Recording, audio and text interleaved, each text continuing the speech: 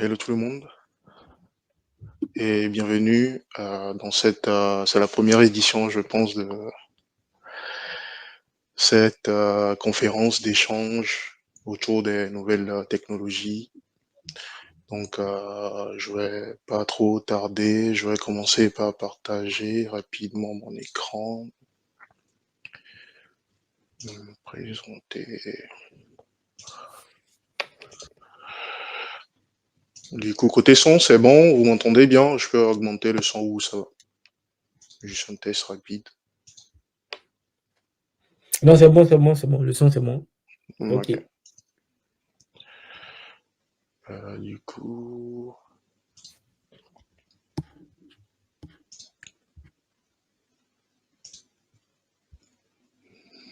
ok, dites-moi juste si vous arrivez à voir mon écran pour que je commence.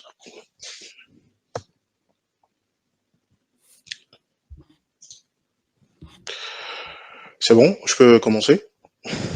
Si Ouais, c'est bon, si vous arrivez à voir mon écran, ok, cool. ouais. Donc, hello tout le monde et bienvenue dans cette présentation sur la renaissance d'Angular, dont l'objectif est de vous présenter ou de vous faire un résumé rapide des grandes lignes de la présentation de l'équipe Angular lors du Google I.O. dernier. Donc, et pour ceux qui ne le savent pas, juste pour la petite culture, la Renaissance est le terme que nous utilisons dans la communauté Angular pour désigner cette nouvelle ère que traverse Angular depuis un moment et qui est marquée par l'introduction de nouvelles fonctionnalités dans le framework et des évolutions vraiment importantes au niveau du framework. Donc, concernant la présentation, il s'agit d'une présentation qui sera structurée en trois grandes parties. Donc, nous aurons une première partie où je parlerai des nouvelles fonctionnalités introduites dans le framework ces derniers temps. Nous aurons une seconde partie qui sera consacrée aux nouvelles de la communauté. Et enfin, une dernière partie où je présenterai les collaborations, quelques collaborations de l'équipe Angular et leur backlog, c'est-à-dire les nouvelles fonctionnalités à venir, ou les projets sur lesquels ils travaillent actuellement. Donc, avant de commencer, permettez-moi de me présenter. Moi, c'est Modeste Assomon, je suis développeur web JavaScript et créateur de contenu. Donc, j'ai une chaîne YouTube où je partage un peu mes connaissances ou mon expérience avec les autres sur le développement web de façon générale et autour des technologies JavaScript en particulier.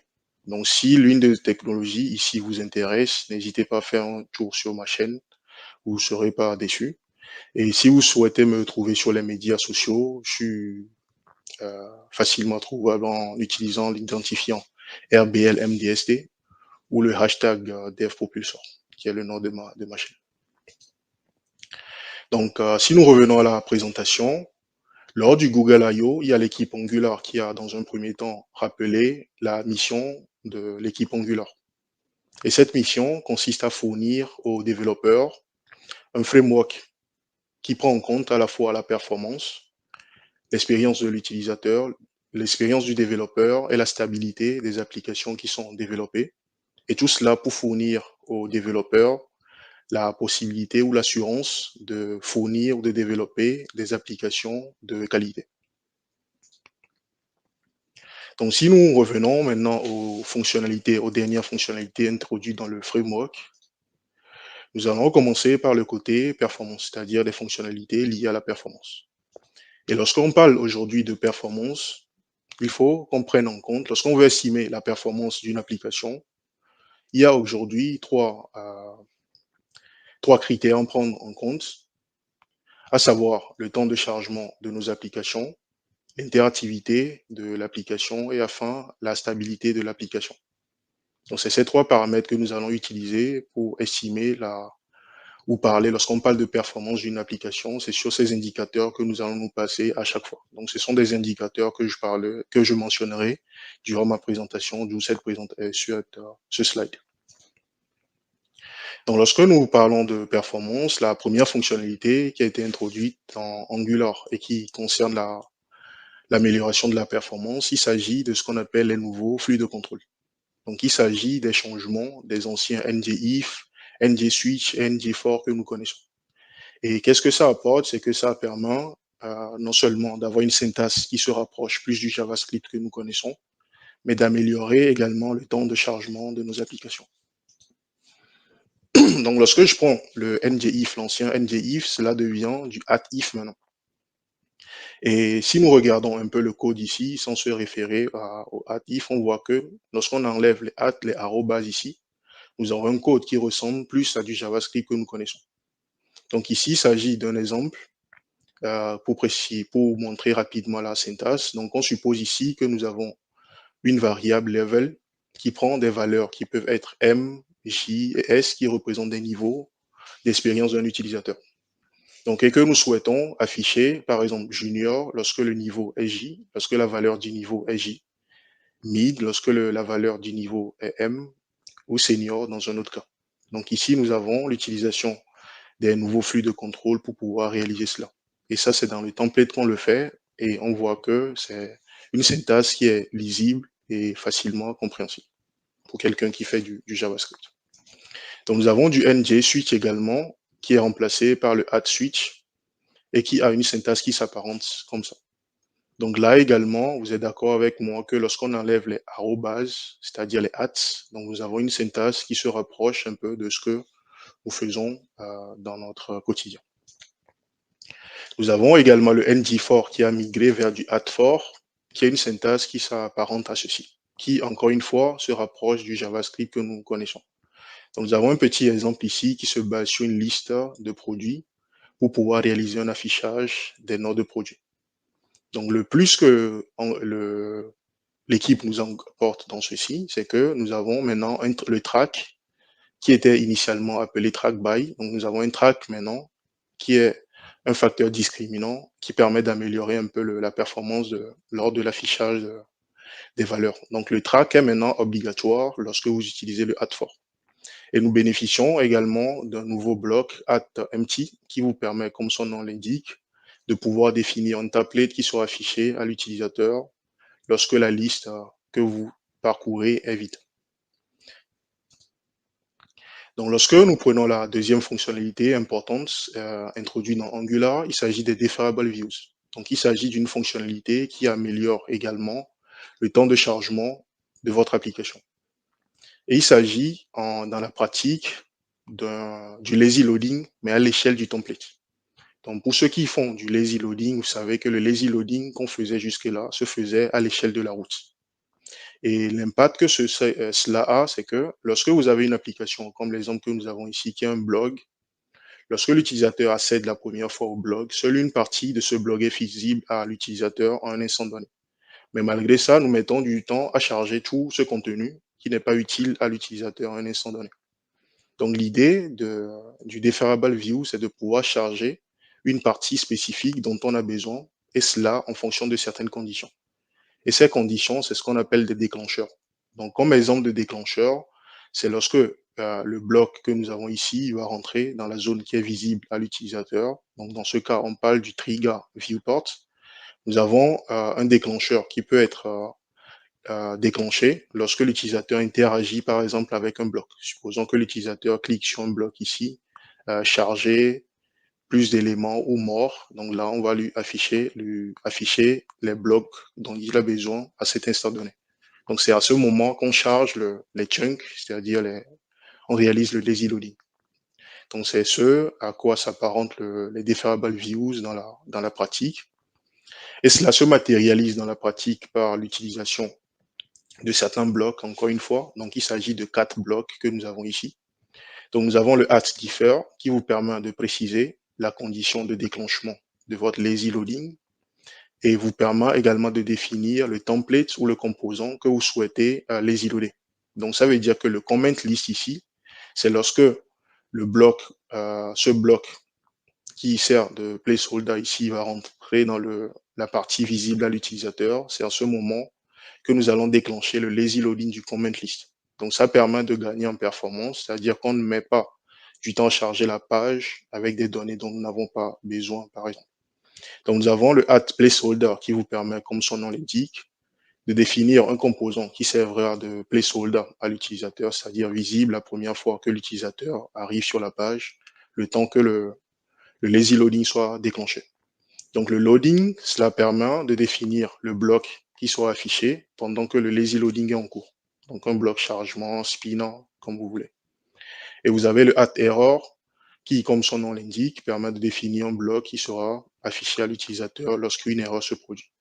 Donc Angular nous fournit par défaut un certain nombre de viewports et de triggers, qui est un exemple de trigger qui est le viewport ici. Donc il y a plusieurs triggers que vous pouvez utiliser en fonction de ce que vous souhaitez faire. Côté performance toujours, nous avons l'introduction également d'une directive qui vous permet, encore une fois, d'améliorer le temps de chargement de votre application, c'est-à-dire le temps de chargement des images. Donc, il s'agit de la directive NDSRC qui vous permet, lorsque vous l'appliquez sur une image, d'améliorer le temps de chargement ou la performance de chargement de l'image dans le navigateur. Donc, cette directive est dotée de certains attributs que vous pouvez utiliser de façon granulaire en fonction de vos besoins.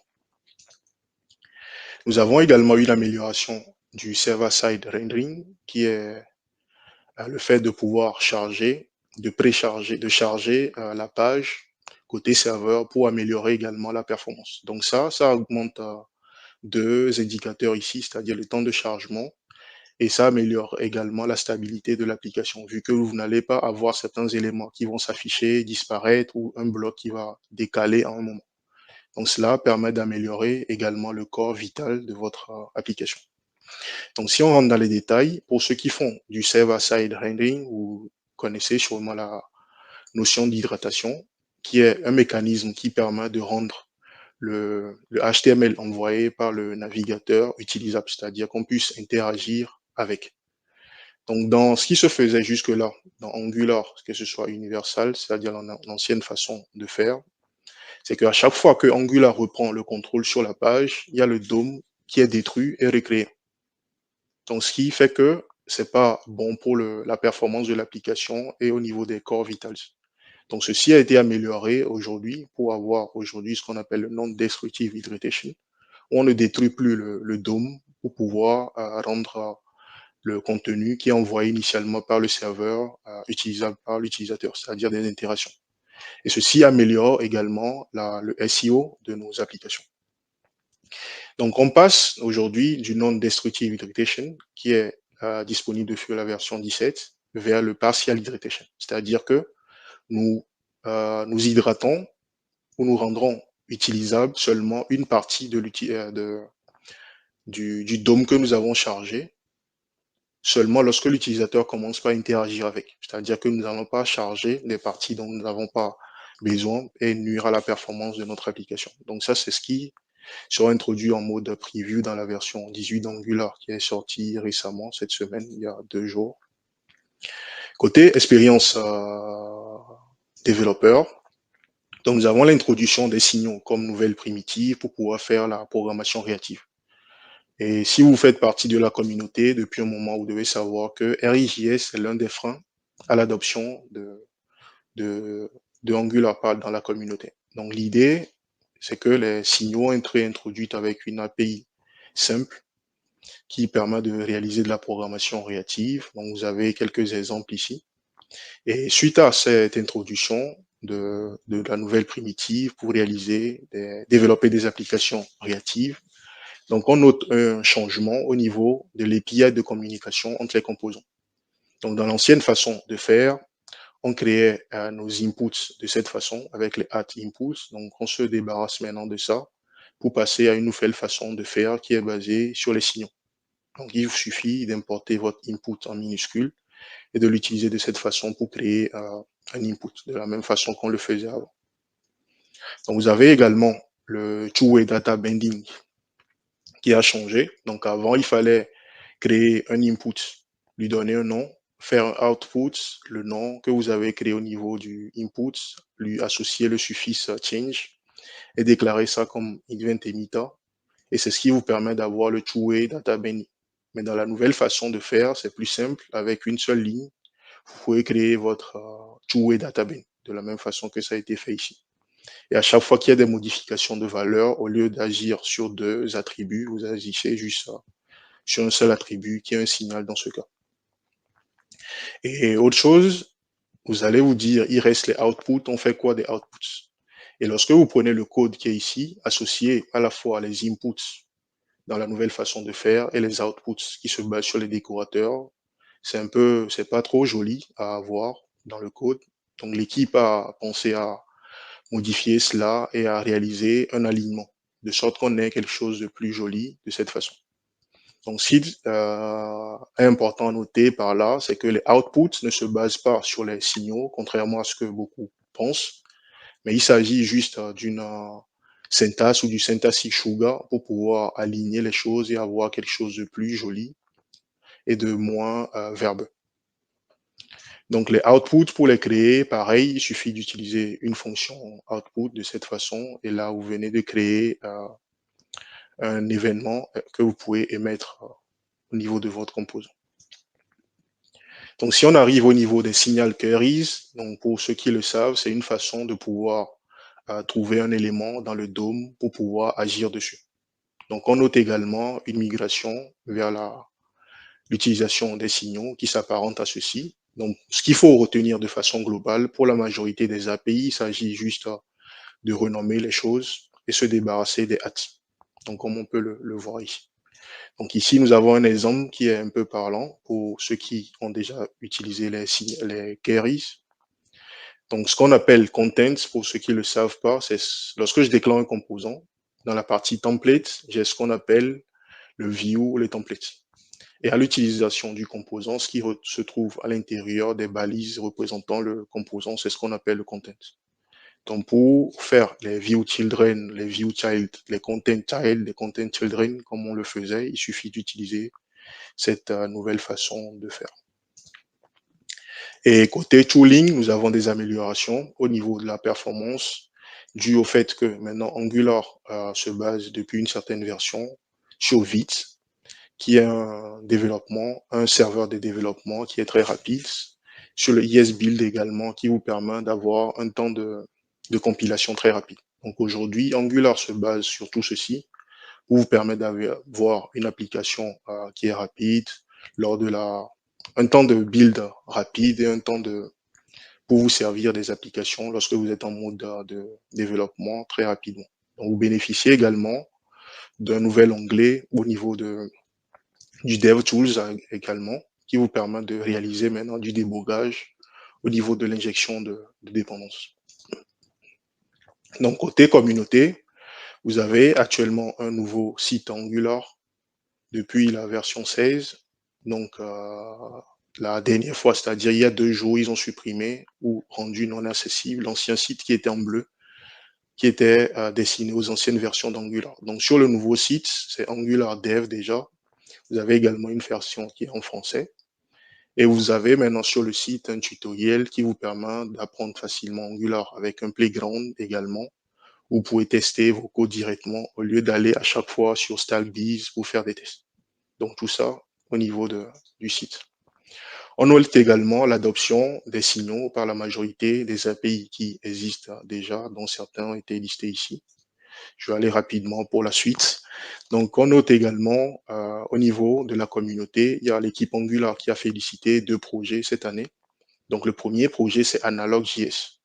Donc, pour ceux qui font du Nest.js, Analog s'apparente à du Nest. C'est-à-dire qu'avant, Angular ne permettait pas de faire du SSR, ne permettait pas d'avoir certaines fonctionnalités que React avait ou que Nest avait. Nest.js avait. Donc aujourd'hui, vous pouvez faire la même chose si vous avez des connaissances Angular de façon facile en utilisant Analog. Et c'est un projet qui a beaucoup poussé le SSR et a même proposé une nouvelle façon de créer des composants juste en utilisant un fichier JavaScript. Donc ils ont été, leurs travaux ont été reconnus par l'équipe Angular officiellement. Et un second projet, également TanStack, dont ils ont fait l'implémentation de la partie query. C'est-à-dire qu'aujourd'hui, lorsque vous avez un projet Angular, on écrit à chaque fois manuellement la partie communication vers le serveur, on récupère les données, on adapte ça un peu avant de mettre dans un tableau et tout. Donc, TanStack, c'est une librairie qui vous permet d'écrire une seule fois, quelque part, la logique qui permettra d'interagir avec vos composants, les récupérations de données et tout. Vous le mettez au niveau Vous mettez ça au niveau d'un service et ça facilite beaucoup l'interaction avec le serveur. Donc ça, c'est un second projet qui a également été reconnu. Côté collaboration, donc il y a Firebase qui supporte maintenant Angular SSR parce qu'avant, il fallait avoir un serveur pour pouvoir faire le SSR. Donc déployer Angular en mode SSR, il fallait un serveur qui supporte Express. Donc aujourd'hui, il y a Firebase qui vous permet de réaliser cela facilement. Vous avez également une association de deux projets. Le projet Wiz, pour ceux qui ne le connaissent pas, c'est un projet qui est utilisé pour la majorité des projets en interne chez Google. Donc, lorsque vous utilisez aujourd'hui la recherche de Google, Google Drive et tout ça, c'est un projet qui se focalise tellement sur la performance d'une application. Donc, c'est un projet interne à Google, mais les deux projets ont été liés en parallèle et de façon différente en interne chez Google depuis. Mais là, ils ont trouvé qu'ils ont, depuis l'introduction des signaux, ils ont beaucoup de choses qui se convergent. Donc, du coup, ils ont décidé d'associer leurs connaissances pour produire un framework qui est poussé. Donc, Angular leur partage leurs connaissances avec leurs signaux. Wiz leur partage leurs connaissances avec leurs connaissances sur les performances. Donc, du coup, ça permet à la fin d'avoir une application super performance. Nous avons ici un peu présenté de façon générale les backlogs de l'équipe Angular présentés lors du I.O. Donc ça, c'est quelque chose que vous pouvez retrouver après. Le plus important que nous connaissons tous et que nous attendons, c'est le zoneless, le fait de ne plus avoir à dépendre du zone. Le stream SSR, c'est une façon plus poussée de faire le SSR où vous envoyez des données telles que vous recevez des vidéos, par exemple. Imaginez que vous chargez des composants, mais comme vous chargez des vidéos. Donc ça, c'est une force du Node.js qui est en train d'être exploitée un peu par l'équipe ou d'autres frameworks. Donc voilà, un peu présenté les travaux de l'équipe. Et vous aurez noté que cette présentation, le but de cette présentation, c'est pas d'aller en détail dans les fonctionnalités, vu que c'est de chaque fonctionnalité nécessite même, je peux dire, un talk pour chaque fonctionnalité que j'ai présentée. Donc je suis pas rentré dans les détails, mais au cas où vous souhaitez ou vous cherchez des tutoriels en français sur ces fonctionnalités en détail, vous pouvez faire un tour sur ma chaîne. J'ai déjà eu à réaliser des vidéos en détail sur chacun de ces fonctionnalités que je viens de présenter.